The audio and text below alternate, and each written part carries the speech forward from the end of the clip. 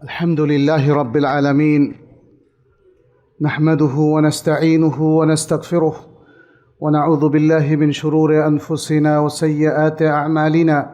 من يهده الله فلا مضل له ومن يضلل فلا هادي له، وأشهد أن لا إله إلا الله وحده لا شريك له، وأشهد أن محمدًا عبد الله ورسوله. يا أيها الذين آمنوا اتقوا الله حق تقاته ولا تموتن إلا وأنتم مسلمون. يا أيها الناس اتقوا ربكم الذي خلقكم من نفس واحدة وخلق منها زوجها وبث منهما رجالا كثيرا ونساء، واتقوا الله الذي تساءلون به والأرحام إن الله كان عليكم رقيبا. يا أيها الذين آمنوا اتقوا الله وقولوا قولا سديدا يصلح لكم أعمالكم ويغفر لكم ذنوبكم، ومن يطع الله ورسوله فقد فاز فوزا عظيما. أما بعد، فإن أصدق الحديث كتاب الله، وخير الهدي هدي محمد صلى الله عليه وسلم، وشر الأمور محدثاتها، وكل محدثة بدعة، وكل بدعة ضلالة، وكل ضلالة في النار. ثم أما بعد، أيها المسلمون، أوصيكم ونفسي بتقوى الله عز وجل، فاتقوا الله يا عباد الله. اتقوا الله في علنكم وسركم، اتقوا الله في أنفسكم وأولادكم وعشيرتكم وأزواجكم، اتقوا الله في جميع أقوالكم وأعمالكم. نسأل الله سبحانه أن يجعلنا وإياكم من عباده المتقين ومن عباده المؤمنين المقربين المخلصين، إنه ولي ذلك والقادر عليه. أيها المسلمون، আলহামদুলিল্লাহ, হজের মাসসমূহ আমাদের কাছে সমাগত হয়েছে। এই মাসগুলোর মধ্যে দুটো মাসই হচ্ছে মিনাল আশহুরিল হুরুম, হারাম মাসের মধ্যে অন্তর্ভুক্ত, যুল কায়দা এবং যুল হিজ্জাহ। এবং তারপর আরেকটি মাস হারাম মাস, সেটি হলো মুহররম, যুলহজ মাসের পরপরই, এবং পরবর্তীতে রজব মাস। এই চারটি মাস হলো হারাম মাস। হজের মাসগুলোর মধ্যে আমরা দুটো মাস পাচ্ছি হারাম মাস, যুল কায়দা এবং যুল হিজ্জাহ। হজের অসংখ্য ফজিলত রয়েছে, আপনারা এটা নিয়ে কিছু আলোচনা শুনেছেন গত খুতবায়। হজ নিয়ে আল্লাহ সুবহানাহু ওয়া তাআলা অনেক বক্তব্য দিয়েছেন আল কোরআনের মধ্যে, সূরা আল বাকারায়, সূরাত আল ইমরানের মধ্যে, আর গোটা একটা সূরার নামই তো নামকরণ করেছেন কি? সূরাতুল হজ। গতকালকে এশার পর আমি সূরাতুল হজের হজ সম্পর্কিত আয়াতগুলো নিয়ে একটা আলোচনা করেছিলাম উত্তরায়।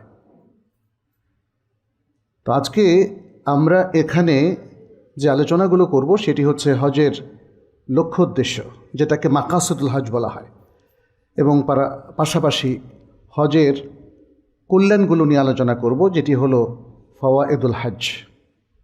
আল্লাহ সুবহানাহু ওয়া তাআলা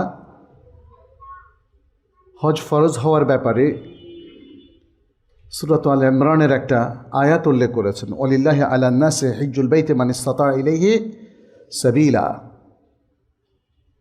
আর মানুষের উপর যারা হজ করার সামর্থ্য রাখে তাদের উপর হজ করা আল্লাহর জন্য ফরজ। এখানে আল্লাহ সুবহানাহু ওয়া তাআলা উল্লেখ করে দিয়েছেন, তুমি মানুষের মধ্যে হজের ঘোষণা দিয়ে দাও, তারা আসবে পায়ে হেঁটে অথবা ক্ষীণকায় ওটের পিঠে চড়ে, যারা দূর দূরান্ত হতে তাদেরকে নিয়ে আসবে। উদ্দেশ্য হচ্ছে যেন তারা তাদের জন্য যে কল্যাণ হজের মধ্যে রয়েছে তা প্রত্যক্ষ করে, এবং নির্দিষ্ট দিনগুলোতে আল্লাহর নাম স্মরণ করে। আল্লাহ তাদেরকে বাহিমাতুল আনআম বা গবাদি পশু যা দান করেছেন, সেই কারণে তারা যেন আল্লাহর নাম স্মরণ করে। আল্লাহর নাম স্মরণ করার অর্থ এখানে অনেকগুলো মুফাসসিরিন কেরাম বলেছেন, সেটি হচ্ছে হজের দিনগুলোতে অনেকগুলো কাজ, এই নির্দিষ্ট দিনগুলোতে সেই কাজগুলো করার মধ্য দিয়েও আল্লাহকে স্মরণ করবে, আবার তাকবীরের মধ্য দিয়েও আল্লাহর নাম স্মরণ করবে। আল্লাহু আকবার, আল্লাহু আকবার, লা ইলাহা ইল্লাল্লাহু, আল্লাহু আকবার, আল্লাহু আকবার, ওয়ালিল্লাহিল হামদ। তাহলে আমাদের কাছে এটা একদমই স্পষ্ট যে হজ ফরজ, সবার উপর নয়, যারা সামর্থ্য রাখে। জীবনে কয়বার? একবার। নবী সাল্লাল্লাহু আলাইহি সাল্লামকে একজন জিজ্ঞেস করেছিলেন, ইয়া রাসূলুল্লাহ, হজ কি তাহলে প্রতি বছরই হবে? তিনি বললেন, আমি যদি হ্যাঁ বলতাম তাহলে হ্যাঁ হয়ে যেত, কিন্তু একবারই, তোমরা বেশি প্রশ্ন করো না। তাহলে হজ জীবনে একবার ফরজ। যাদের উপর ফরজ হয়েছে তারা তো হজ আদায় করেছেন আশা করি, কিন্তু আমাদের দেশে অনেকেই ফরজ হওয়ার পরেও দীর্ঘদিন অপেক্ষা করে নানা অজুহাতে। আবার অনেকেই হজের টাকা তার জোগাড় আছে, কিন্তু সে অন্যখানে ইনভেস্ট করে ফেলে, পরে বলে যে আমার কাছে এখন আর হজের টাকা নেই। কারো মেয়ের বিয়ে দেওয়ার বিষয় থাকে, তারা হজ তাখির করেন যে মেয়ের বিয়ে দেওয়ার পরে হজে যাবেন, নানা বাহানা থাকে। কিন্তু মনে রাখবেন, হজের ব্যাপারে শরঈ বিধান হচ্ছে এটা বিলম্ব না করে যেই বছর ফরজ হয় সেই বছরই আদায় করা যদি সম্ভব হয়। এখন কিছু জটিলতা আছে, রেজিস্ট্রেশনের বিষয় আছে, তাহলে অর্থাৎ আপনার পক্ষে নিয়ম অনুযায়ী যেই বছর হজ পালন করা সম্ভব হজ ফরজ হওয়ার পরে, সেটি আপনার জন্য প্রথম বছর, এবং সেখানেই আপনাকে, সেই বছরই আপনাকে হজ আদায় করতে হবে। অন্যথায় এই কালক্ষেপণের কারণে আল্লাহ সুবহানাহু ওয়া তাআলা যেহেতু একটা ফরজ হজ আপনি আদায় করতে বিলম্ব করছেন, আল্লাহ সুবহানাহু ওয়া তাআলা এখানে কবিরা গুনাহ দেবেন। আল্লাহ যেন আমাদেরকে রক্ষা করেন এবং বোঝার তৌফিক দান করেন।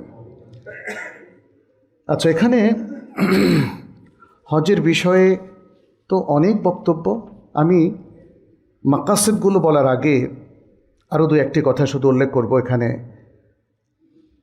নবী সাল্লাল্লাহু আলাইহি ওয়াসাল্লামকে একজন সাহাবী জিজ্ঞেস করেছিলেন, আইয়ুল আমালি আযম আফদল, সবচেয়ে উত্তম কাজটা কি? উত্তরে তিনি বলেছিলেন, ঈমানুম বিল্লাহি ওয়া রাসূলিহি, সবচেয়ে উত্তম কাজটা হচ্ছে আল্লাহ এবং রাসূলের প্রতি ঈমান রাখা। এটা সবচেয়ে অগ্রগণ্য কাজও, অর্থাৎ একজন মানুষের জীবনে সর্বপ্রথম তাকে ঈমান আনতে হবে, তা না হলে তো সে মুসলিমই হতে পারবে না। অতএব যে কোনো বিবেচনায় সবচেয়ে উত্তম কাজ হচ্ছে আল্লাহ এবং রাসূলের প্রতি ঈমান পোষণ রাখা, ঈমান আনা। আচ্ছা, এরপরে তাকে জিজ্ঞেস করা হলো, সুম্মা মাদা, এরপরে কোনটা? তিনি বললেন, আল জিহাদু ফি সাবিলিল্লাহ, আল্লাহর পথে জিহাদ করা। এরপর বলা হলো, সুম্মা মাদা, তারপরে কি? তখন তিনি বললেন, হাজ্জুন মাবরুর, হাজ্জুন মাবরুর, হজ্জে মাবরুর, মাবরুর হজ, অর্থাৎ যে হজটাকে আল্লাহ তাআলা পছন্দ করেন, কবুল করেন, সেটা হলো হজ্জে মাবরুর। কোন হজকে আল্লাহ তাআলা পছন্দ করেন? যে হজের মধ্যে অনেক উল্টাপাল্টা কাজ আছে এগুলো, অথবা পাপ করা হয়, অশ্লীল কথাবার্তা বলা হয়, না, বরং এগুলো থেকে মুক্ত যে হজ। এজন্য উলামায়ে কেরাম এই হজের সংজ্ঞায় বলেছেন, হুয়া মা কানা খালিসান লিওয়াজহিহিল কারীম। প্রথমত এর বৈশিষ্ট্য হলো যে হজটা শুধু আল্লাহর জন্য করা হয়, আল্লাহর উদ্দেশ্যে, যেটা আল্লাহ সুবহানাহু ওয়া তাআলা দুটো আয়াতে বলেছেন, ওয়ালিল্লাহি আলান নাসি হিজ্জুল বাইত, এই যে ওয়ালিল্লাহি, আবার বলেছেন ওয়া আতিমুল হজ্জ ওয়াল উমরাতা লিল্লাহ, অর্থাৎ আল্লাহর জন্যে, আল্লাহর সন্তুষ্টির জন্যে, আল্লাহর নির্দেশ মানার জন্যে হজ করবেন। তাহলে যে হজটা এই জন্য করা হয়, এটা এক নম্বর ক্রাইটেরিয়া। তারপরে হচ্ছে ওয়া উদ্দিয়া তাম্মান বিআরকানিহি ওয়া ওয়াজিবাতিহি, হজের যে রোকনগুলো আছে, ফরজ এবং যে ওয়াজিবাতগুলো আছে, এগুলো সুন্দরভাবে যে হজের মধ্যে আদায় করা হয়। অনেকেই আমাদের দেশে ওয়াজিব ছেড়ে দেয়, অবশ্য যুক্তি দেয় এটা তো আমাদের কাছে বা আমাদের মাযহাবে ওয়াজিব নয়। যেটা যে লায়ালি মিনা, এটাকে বলা হয় লায়ালি মিনা, 10 তারিখ দিবাগত রাত, 11 তারিখ দিবাগত রাত, তারা আর মিনায় থাকে না, তারা হোটেলে থাকে। তাহলে হজ্জে মাবরুর হবে কি না আমাদেরকে একটু ভেবে দেখতে হবে। যত যুক্তিই আপনি দেন না কেন, আমাদের রেফারেন্স কে? রাসূলুল্লাহ সাল্লাল্লাহু আলাইহি সাল্লাম। আপনি দেখেন, যেই রাত্র নিয়ে ইখতিলাফ করছেন, সেই রাত্রগুলোতে আমাদের রেফারেন্স রাসূলুল্লাহ সাল্লাল্লাহু আলাইহি সাল্লাম, তিনি কোথায় ছিলেন? মিনায় ছিলেন না মক্কায় ছিলেন? তাহলে কি আর কোনো যুক্তি চলে বলেন? আর কোনো রকম ভিন্ন মত পোষণ করার সুযোগ আছে? নাই। আচ্ছা, এরপরে যে হজের মধ্যে হাজি সাহেব সার্বক্ষণিক ভালো কাজ করতেই থাকেন তার সাধ্য অনুযায়ী। সুযোগ হলে মানুষকে তিনি খাওয়ান, খেজুর খাওয়ান, জমজমের পানি পান করান, কিংবা অন্য অন্য খেদমত করেন, আর নিজের ব্যক্তিগত ইবাদতগুলো চালিয়ে যান। হজ্জে মাবরুরের মধ্যে যদি আপনি সারাদিন ঘুমান আর মোবাইল টিপতে থাকেন, এটা হজ্জে মাবরুর হবে? হজ্জে মাবরুরের মধ্যে যদি আপনি সঙ্গী সাথী রুমমেটদের সাথে ঝগড়াঝাটি করেন, হজ্জে মাবরুর হবে? একটু ভেবে দেখতে হবে। এবং এই হজের মধ্যে বিশেষ করে যে কোনো মন্দ কাজ থেকে, ঝগড়াঝাটি থেকে, ফিস্ক ফুজুরি থেকে, অশ্লীলতা ফাহিশা থেকে নিজেকে সর্বতোভাবে মুক্ত রাখতে হবে। তাহলে এটা হলো হজ্জে মাবরুর। এবং হজ্জে মাবরুরের যে ফজিলত আমরা দেখি একাধিক হাদিসের মধ্যে নবী সাল্লাল্লাহু আলাইহি সাল্লাম সেটা বর্ণনা করেছেন। যে হাদিসটা আমি বললাম এটাও কিন্তু বুখারী মুসলিমের হাদিস। বুখারী মুসলিমের আরেকটা হাদিস আছে, নবী সাল্লাল্লাহু আলাইহি সাল্লাম বলছেন, আল উমরাতু ইলাল উমরাহ কাফফারাতুন লিমা বাইনাহুমা। এক উমরা থেকে আরেক উমরা মাঝখানের পাপগুলোকে মিটিয়ে দেয়, সগীরা গুনাহগুলোকে মিটিয়ে দেয়। ওয়াল হজ্জুল মাবরুর লাইসা লাহু জাযাউন ইল্লাল জান্নাহ। আর হজ্জে মাবরুরের প্রতিদান, পুরস্কার জান্নাত ছাড়া আর কিছু নয়। দেখেন, খুবই স্ট্রংলি আল্লাহ সুবহানাহু ওয়া তাআলা জান্নাত রেকমেন্ড করেছেন সেই সকল হাজিদের জন্যে যারা হজ্জে মাবরুর করতে সক্ষম হবেন, আল্লাহর পক্ষ থেকে তৌফিক লাভ করবেন। আচ্ছা, এরপরে আরেকটা হাদিস আমরা দেখি যে নবী সাল্লাল্লাহু আলাইহি সাল্লাম বলেছেন, এটাও বুখারীতে এসেছে। বুখারীতে এসেছে, মান হাজ্জা ফালাম ইয়ারফুথ ওয়া লাম ইয়াফসুক রাজা'a কায়াউমি ওয়ালাদাতহু উম্মুহ। যে ব্যক্তি হজ করলো, সেখানে কোনো পাপ করলো না, অশ্লীল কথা কাজে লিপ্ত হলো না, সে সেই নিষ্পাপ শিশুর মতো নিষ্পাপ হয়ে ফিরে আসলো যাকে তার মা মাত্র প্রসব করেছেন, জন্ম দিয়েছেন। সুবহানাল্লাহ। মানে এর চাইতে চমৎকার তো আর উদাহরণ হতে পারে না। যদি উদাহরণ দিত, একজন লোক অনেক পাপ করে তারপরে তওবা করে যেরকম নিষ্পাপ হয়েছে, আপনি সেরকম নিষ্পাপ হতে পারবেন। এটা হলে মানে এটা হলেও এক্সাম্পলটা অ্যাপ্রোপ্রিয়েট হতো, কারণ আমিও তো অনেক ভুল করি। তাহলে আমাদের সাথে এক্সাম্পলে মিলবে সেই ব্যক্তির যে অনেক ভুল করে তারপরে তওবা করে পাপমুক্ত হয়েছে। কিন্তু ফজিলত এর চাইতেও বেশি, ফজিলত এর চাইতেও অনেক বেশি। এক্সাম্পল দেওয়া হলো, হজ্জে মাবরুর করে আসার পরে ব্যক্তি এইমাত্র জন্ম নেওয়া নবজাতক শিশুর মতো পাপমুক্ত হয়ে যেতে পারবে। সুবহানাল্লাহ। এটাকে এই জন্য আপনারা গুরুত্ব দিবেন, যারা হজ করতে যাচ্ছেন চূড়ান্ত গুরুত্ব দেবেন।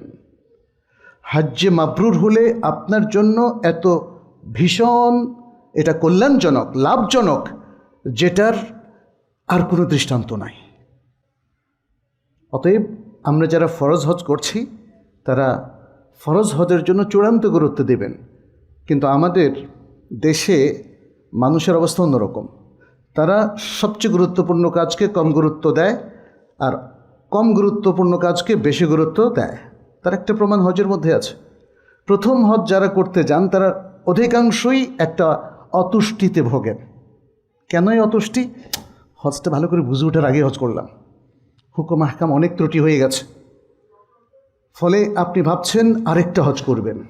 ওকে, আরেকটা হজ করতে অসুবিধা নাই, কিন্তু আরেকটা হজ আপনার জন্য ফরজ না নফল? প্রথম হজটা আপনার জন্য ফরজ না নফল? তো ফরজ হজই কিন্তু আপনার চরম গাফলতি। আর আপনি টার্গেট করেছেন নফল হজটা আপনি সুন্দর মতো করবেন। এটা বিপর্যয়, এটা একটা বিপর্যয়। অতএব আপনি প্রথম হজটাকে সবচেয়ে সফল করুন, তারপরে যদি কখনো সুযোগ হয় দ্বিতীয় হজটা করেন, আরও ভালো মতো করেন, অসুবিধা নেই, কিন্তু প্রথম হজের মধ্যে যেন কোনো ত্রুটি না থাকে, যেই ত্রুটির কারণে এটা আর হজ্জে মাবরুর হবে না।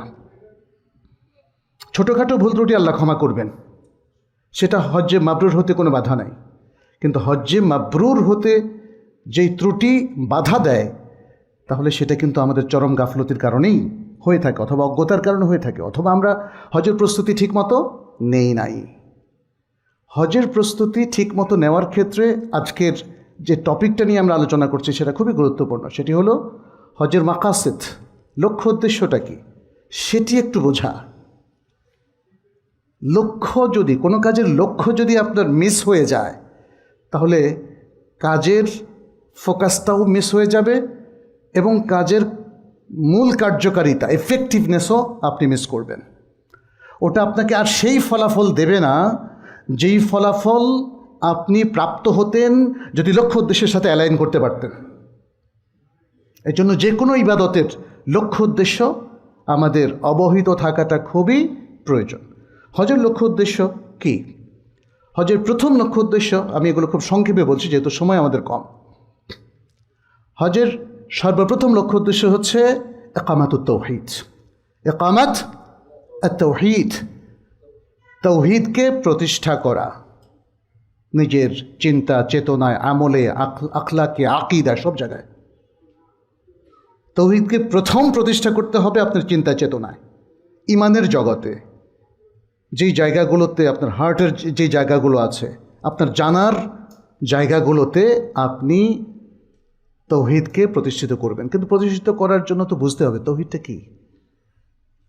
একজনে বলল, ঠিক আছে, আপনি যে বললেন আমি বুঝতে পেরেছি তাওহীদটা খুব জরুরি, আমি এটা প্রতিষ্ঠিত করব। তাকে যদি প্রশ্ন করি তাওহীদটা কি, বলে ওটা তো জানি না। না জানলে কি প্রতিষ্ঠিত করবেন, তাই না? অতএব তাওহীদ জানাটা খুব জরুরি। তো তাওহীদ নিয়ে আর কি দীর্ঘ আলোচনা করার সুযোগ নেই, কিন্তু হজের মধ্যে মূল ফোকাস যে তাওহীদ, সেটা নিয়ে আমরা সংক্ষেপে আলোচনা করতে পারি।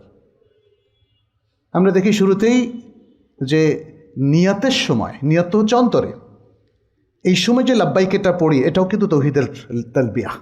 তালবিয়াকে হাদিসে জাবের ইবনে আব্দুল্লাহ রাদিয়াল্লাহু তাআলা আনহু, যেটি সহিহ মুসলিমে বর্ণিত হয়েছে 2840 নম্বর হাদিস, এবং তারপরে আরও অনেকগুলো রেওয়ায়েত আছে ছোটোখাটো। এই 2840 নম্বর হাদিসটা সবচেয়ে ডিটেলস এবং সবচেয়ে বড়। এখানে নবী সাল্লাল্লাহু আলাইহি সাল্লামের হজের ফুল ডেসক্রিপশনটা মোটামুটি ব্রিফলি চলে এসেছে। সেখানে তালবিয়াকে বলা হয়েছে তাওহীদ, তালবিয়াকে বলা হয়েছে তাওহীদ। অতএব আপনি যখন লাব্বাইকা উমরাতান বলবেন, লাব্বাইকা হাজ্জান বলবেন, তার মানে হচ্ছে আপনি তাওহীদের স্বীকৃতি দিয়েই আল্লাহর কাছে আপনি হাজিরা দিচ্ছেন, এবং তারপরে আপনি তালবিয়া পড়বেন। এই কথা বলার পরপরই আপনি কি পড়বেন? তালবিয়া, লাব্বাইক আল্লাহুম্মা লাব্বাইক, লাব্বাইক লা শারীকা লাকা লাব্বাইক, ইন্নাল হামদা ওয়ান নি'মাতা লাকা ওয়াল মুলক লা শারীকা লাক। সুবহানাল্লাহ। অসাধারণ একটা যিকির, একটা দোয়া, একটা তালবিয়া, একটা তাওহীদের বাণী উচ্চারণ, এটা চলতেই থাকবে আপনার। তার মানে তাওহীদের এই ধ্বনি আপনি দিতেই থাকবেন, পুরুষরা উচ্চ স্বরে, নারীরা নিম্ন স্বরে।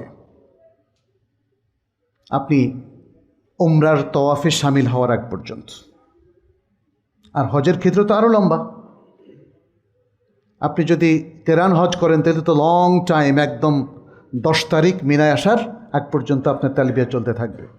আর যদি আপনি মুতামাত্তি হন, যেটা আমাদের অধিকাংশ হাজি সাহেবরা করেন এবং যেটা আসলে হজের 3 প্রকারের মধ্যে সবচেয়ে উত্তম, কোনো সন্দেহ নাই, কারণ নবী সাল্লাল্লাহু আলাইহি সাল্লামের অনেকগুলো হাদিস থেকে এটা প্রমাণিত। তাহলে আপনি 8 তারিখ থেকে 8, 9 এবং মিনায় আসার আগ পর্যন্ত আপনার তালবিয়া চলতে থাকবে। বিশ্রামের সময়টুকু বাদ দিয়ে আপনি অধিকাংশ সময় তালবিয়া পাঠ করবেন, মানে তাওহীদের বাণী উচ্চারণ করবেন।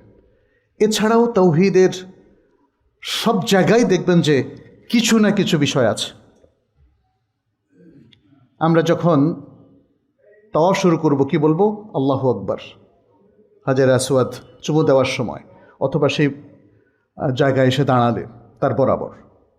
আমরা যখন সাফা মারওয়ায় উঠব তখন আল্লাহু আকবার 3 বার বলে লা ইলাহা ইল্লাল্লাহু ওয়াহদাহু লা শারীকা লাহ লাহুল মুলকু ওয়া লাহুল হামদ ওয়া হুয়া আলা কুল্লি শাইইন কাদির, লা ইলাহা ইল্লাল্লাহু ওয়াহদাহু আনজাযা ওয়া'দাহু ওয়া নাসারা 'আবদাহু ওয়া হাযামাল আহজাবা ওয়াহদাহু। তাওহীদের কথা, শুধুই তাওহীদের কথা। আপনি যখন আরাফাতে থাকবেন, নবী সাল্লাল্লাহু আলাইহি সাল্লাম বলে দিয়েছেন এখানে সবচেয়ে উত্তম দোয়া হচ্ছে দোয়া ইয়াউমে আরাফা, এবং তিনি বলছেন আমি আমার পূর্ববর্তী নবীরা সবচেয়ে উত্তম যে যিকিরটি করেছিলাম সেটি হচ্ছে তাওহীদের যিকির, লা ইলাহা ইল্লাল্লাহু ওয়াহদাহু লা শারীকা লাহ লাহুল মুলকু ওয়া লাহুল হামদ ওয়া হুয়া আলা কুল্লি শাইইন কাদির। এখানে কোনো রেওয়ায়েতে ইউহয়ী ওয়া ইউমীত অ্যাড করা হয়েছে, এটা ইমাম নাসাঈ সহারা অনেক উল্লেখ করেছেন। সবখানে শুধু তাওহীদ আর তাওহীদ, কারণ আমাদের ইমানের মূল জায়গাটা হচ্ছে তাওহীদ। আপনার জীবনের সকল কার্যক্রমের মূল ফোকাসটা হচ্ছে তাওহীদ। অতএব তাওহীদই এই নলেজ, এই যে পুরো তাওহীদের একটা সমঝ, তাওহীদের একটা চর্চা, তাওহীদের প্রতি ঈমান, এই জায়গাটায় এমন কিছু করা যাবে না যাতে এই জায়গাটা একটা ত্রুটি ঘাটতি সৃষ্টি হয়। আপনার কোনো কর্মকাণ্ড এমনভাবে পরিচালনা করা যাবে না, হোক সেটা আপনার ব্যক্তিগত কিংবা পারিবারিক অথবা বাজার, প্রশাসন কিংবা রাজনীতি, যেখানেই আপনি থাকুন না কেন, যেখানেই আপনি অ্যাক্টিভ থাকুন না কেন, কিন্তু আপনার কোনো অ্যাক্টিভিটিসের মধ্যে কিছু না থাকা চাই যেটা তাওহীদকে আঘাত করবে অথবা তাওহীদের পুরো জিনিসটাকেই পাল্টে দিবে, তাওহীদ নষ্ট করে দিবে, তাওহীদটাকে ভেঙে দেবে, এমন কিছু করা যাবে না। এই জন্যে আপনি দেখেন শুধু হজ না, প্রত্যেকটা ইবাদতের মূল জায়গাটা হলো তাওহীদ। আপনারা জানেন তাওহীদের সবচেয়ে গুরুত্বপূর্ণ প্রকারটা কি? তাওহীদুল ইবাদাহ, যেটাকে আমরা তাওহীদুল উলুহিয়া বলি। এবং তাওহীদের সবচেয়ে বড় কথা হচ্ছে লা তুসরাফুল ইবাদাতু ইল্লা লিল্লাহি ওয়াহদাহ, আল্লাহ ছাড়া আর কারো জন্য কোনো ইবাদত করা যাবে না। সেটা ফরজ ইবাদত হোক, ওয়াজিব ইবাদত হোক, মুস্তাহাব ইবাদত হোক, যে কোনো ইবাদত অথবা যে কোনো আমলের জন্য আপনি সওয়াবের আশা করবেন কার কাছে?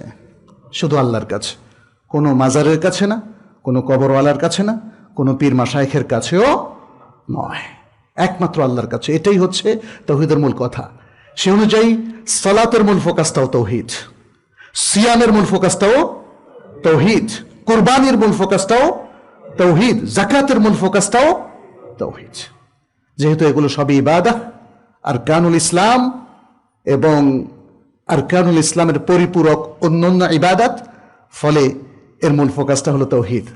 আপনাকেও বুঝতে হবে আপনি হজে যাচ্ছেন, আপনার তাওহীদ ঠিক আছে তো? আপনি তাওহীদের উপর পড়াশোনা করে নিয়েছেন তো? শুধু যে হজের মাসআলা কোন মাযহাবে কি সে ইখতিলাফগুলো পড়ে আপনি হজ করছেন, আপনার আসল জায়গাটা ঠিক আছে তো? আপনার যদি তাওহীদটা নষ্ট হয়ে যায়, আপনি হাজারো হজ করলে এটা কোনো কাজে আসবে না, কারণ তাওহীদের ফোকাসটাই হজের মধ্যে মেইন, এবং আপনাকে সেই কাজগুলোই করতে হবে। অতএব এই জায়গাটা আমাদেরকে লক্ষ্যমাত্রা ঠিক করে নিতে হবে। দ্বিতীয় হচ্ছে এটা আল্লাহ ওয়া রাসূলুহ, ইমতিসালু আওয়ামিরিল্লাহি ওয়া আওয়ামির রাসূলিহি সাল্লাল্লাহু আলাইহি ওয়াসাল্লাম, আল্লাহ এবং তার রাসূলের নির্দেশগুলো বাস্তবায়ন করা, আনুগত্য করা, আল্লাহ এবং রাসূলের নিরঙ্কুশ আনুগত্য। হজের মধ্যে আপনার মন গড়া কিছু করার সুযোগ নাই। এমনকি হঠাৎ যদি আপনার মনে হয় এই হারামের কিছু পাথর অথবা মাটি নিয়ে যাই, পবিত্র, এগুলো হয়তো বিপদে আমার উপকার আসবে, অসুস্থ হলে সুস্থ হতে পারবো খেয়ে, এই কাজটাও করা যাবে না, কারণ শরিয়া আপনাকে সে অনুমতি দেয় না। এই পবিত্র জায়গা থেকে কোনো একটা পাথর, কিছু একটা মাটি, সেটাকে শিফা মনে করে সেবন করা যাবে না। অতএব প্রত্যেকটা জায়গায় দ্বিতীয় লক্ষ্য উদ্দেশ্য আপনাকে ঠিক করে নিতে হবে যে মক্কা মদিনায় গিয়ে আমি আল্লাহ রাসূলের নির্দেশের বাইরে এক চুলো এদিক ওদিক যাব না। তৃতীয় যে বিষয়টা সেটি হচ্ছে মুতাবাআতুস সুন্নাহ ফি আমালিল হজ, মুতাবাআতুস সুন্নাহ ফি আমালিল হজ। আপনাকে লক্ষ্য নির্ধারণ করতে হবে আপনি কিসের আলোকে হজ করবেন। বাজারে যে চটি বই পাওয়া যায় সেগুলোর আলোকে? তাহলে তো আপনি প্রত্যেক তওয়াফে নির্দিষ্ট দোয়া বানিয়ে নেবেন, প্রথম চক্করের দোয়া, দ্বিতীয় চক্করের দোয়া, প্রথম সাইদ দোয়া, দ্বিতীয় সাইদ দোয়া, এগুলোই তো আছে বাজারের বইগুলোতে। আরও অনেক কিছু বানিয়ে বানিয়ে লিখেছে।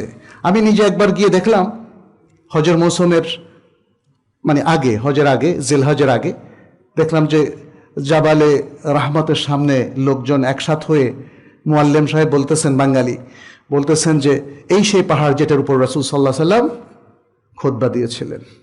রাসূল সাল্লাল্লাহু আলাইহি সাল্লাম কি জাবালে রাহমাতের উপরে অথবা জাবালে আরাফার উপরে খুতবা দিয়েছিলেন? তিনি তো খুতবা দিয়েছিলেন নামিরা বাতনুল ওয়াদিতে। এটা তো হাদিসে জাবের স্পষ্ট করে বলে দিয়েছে।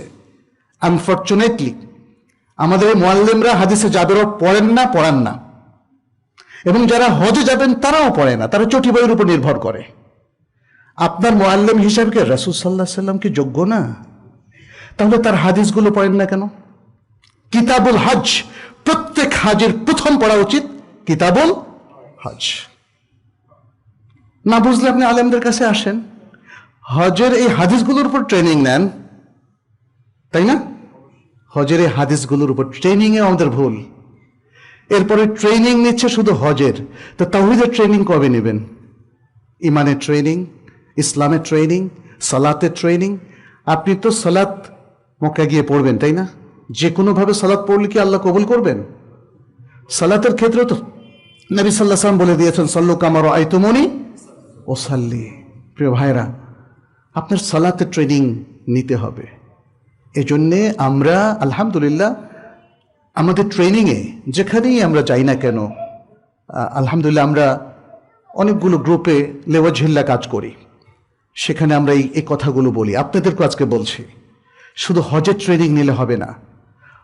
শুধু হজ করে তো একজন মানুষ কমপ্লিট মুসলিম হতে পারে না, তাকে তো ইসলামের আরো অন্যান্য গুরুত্বপূর্ণ শর্তগুলো পূরণ করতে হবে কিনা, আর কানুন ইসলাম পূরণ করতে হবে কিনা, তাহলে সেই জায়গাগুলোকেও নিষ্কলুষ করে নেবেন, পরিপূর্ণ করে নেবেন।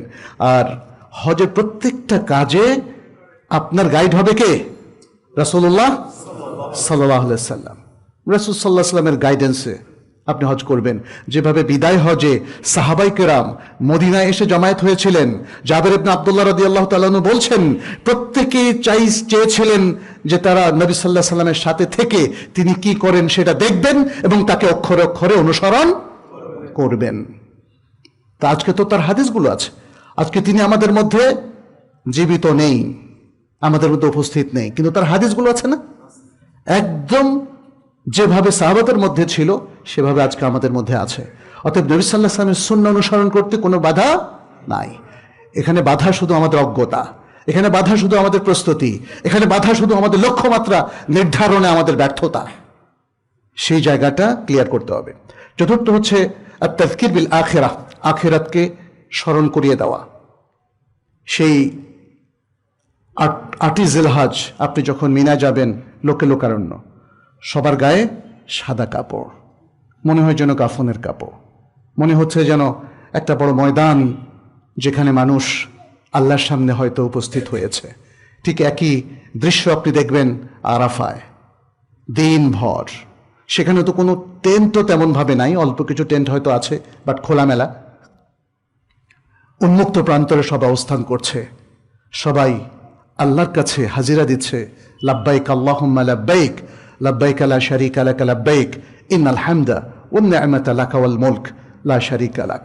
এবং সেখানে আরও অনেক কিছু নবী সাল্লাল্লাহু আলাইহি ওয়াসাল্লাম যা যা করেছিলেন সেই আমলগুলো পরিপালিত হয়, যেমন খুতবা দেওয়া হয় এবং সালাতটা তার ইনস্ট্রাকশন মতোই আদায় করা হয়। 1 আযান, 2 ইকামত এবং কসরের সাথে জমা করে, এটাই সুন্নাহ। আমাদের বাংলাদেশি হাজিদের মধ্যে সবসময় এটা নিয়ে গন্ডগোল হয় যে আমরা কি রাসূল সাল্লাল্লাহু আলাইহি ওয়াসাল্লামকে গাইড হিসেবে মানব না আমাদের বাংলাদেশি গাইড, এটা নিয়ে ঝগড়া হয়।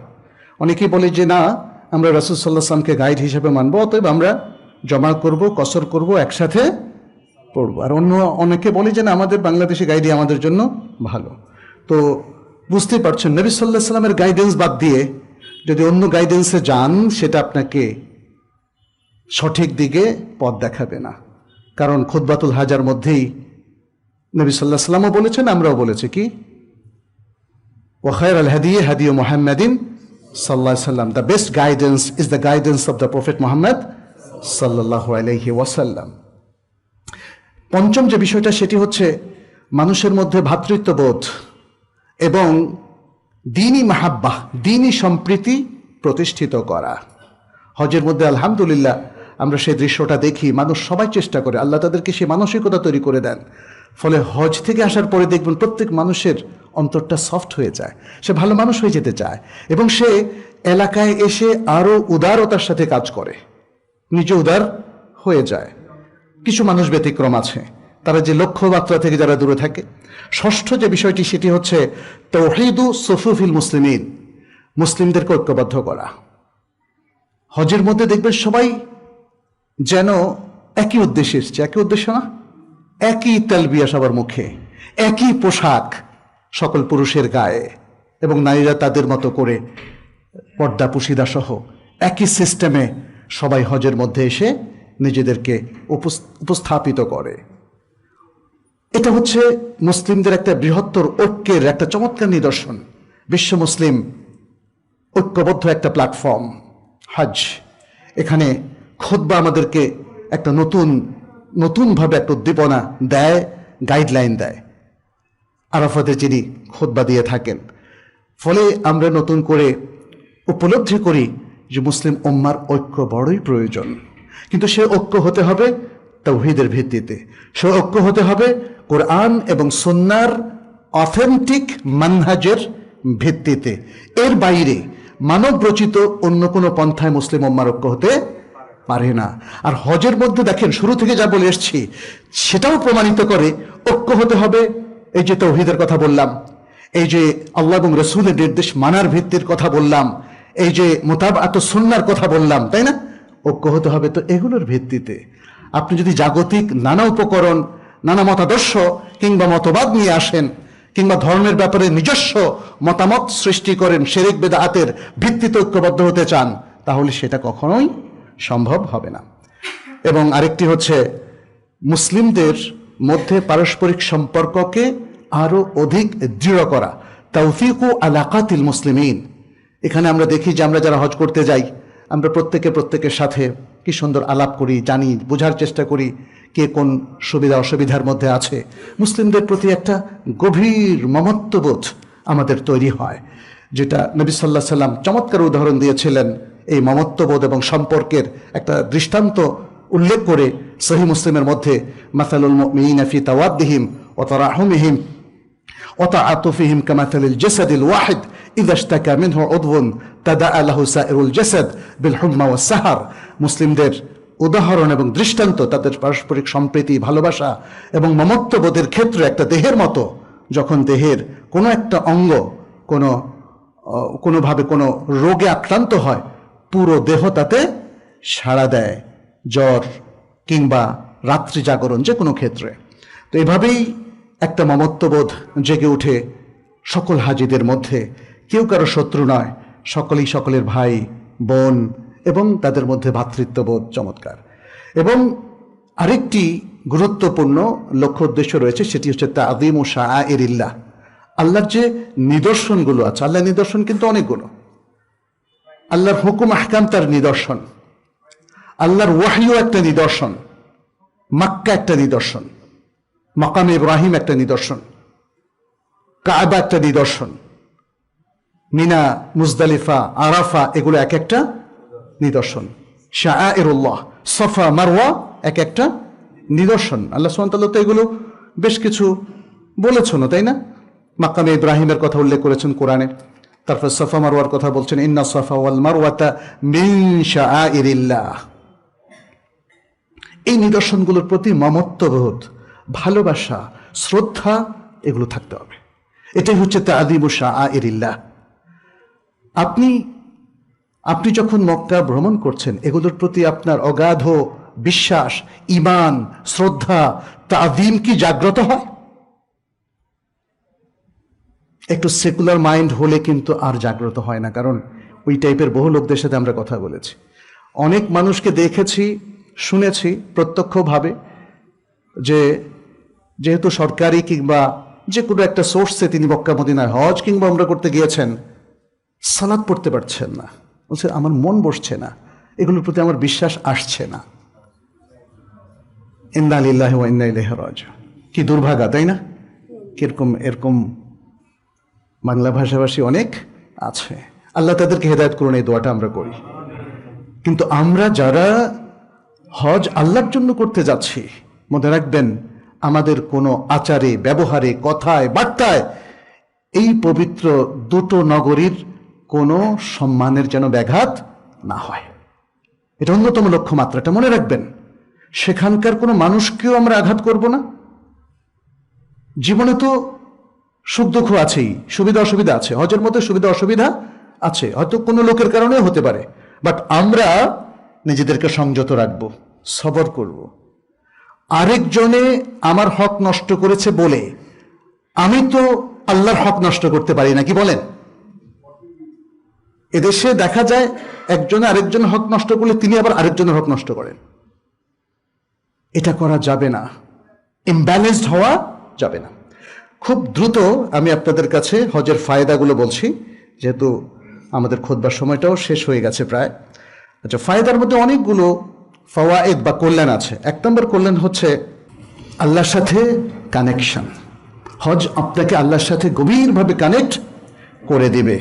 আমরা দলিল ভিত্তিক আলোচনাগুলোকে একটু অ্যাভয়েড করি সময় দিকে লক্ষ্য রেখে। দ্বিতীয় হচ্ছে হজের নানা কার্যক্রমের মাধ্যমে আল্লাহ সুবহানাহু ওয়া তাআলার এক্সক্লুসিভ ইবাদত করা। কাবা হচ্ছে আল্লাহর ঘর, আপনি আল্লাহর ঘরে তওয়াফ করছেন, আপনার ফিলিংসটা তখন একদম অন্যরকম, তাই না? মানুষ কেন, অনেক মানুষ বারবার ছুটে যায়।